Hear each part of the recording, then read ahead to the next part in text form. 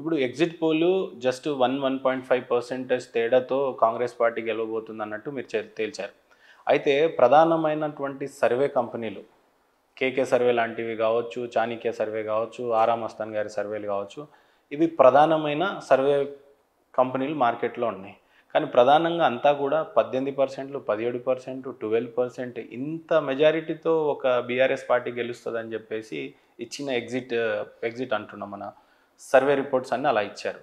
Exit poll చూస్తే మీరు భిన్నంగా అంటున్నారు. అంటే వాళ్ళ ఎక్స్పీరియన్స్ చెప్పిన వాళ్ళ గతంలో వాళ్ళ యొక్క రిజల్ట్స్ మీద కానీ వాళ్ళు ఇచ్చినటువంటి ఫిగర్స్ చాలా సక్సెస్ఫుల్గా అనిపించుకున్నారు.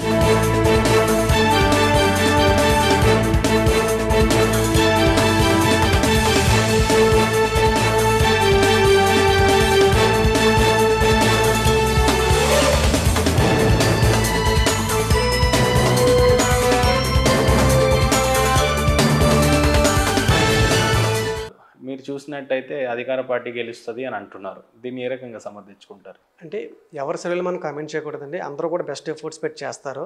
ఎవరి నమ్మకం వాళ్ళకి ఉంటుంది. కానీ కమింగ్ టు మన సర్వే వచ్చేటప్పటికి, మన ఎగ్జిబుల్ వచ్చేటప్పటికి మాకు 95% కాన్ఫిడెన్స్ లెవెల్ ఉందండి. ఖచ్చితంగా మనం ఉన్న పరిస్థితి గ్రౌండ్ రియాలిటీ మనం చెక్ చేసుకుని మనం చెప్పడం జరిగింది మన ఫిగర్స్.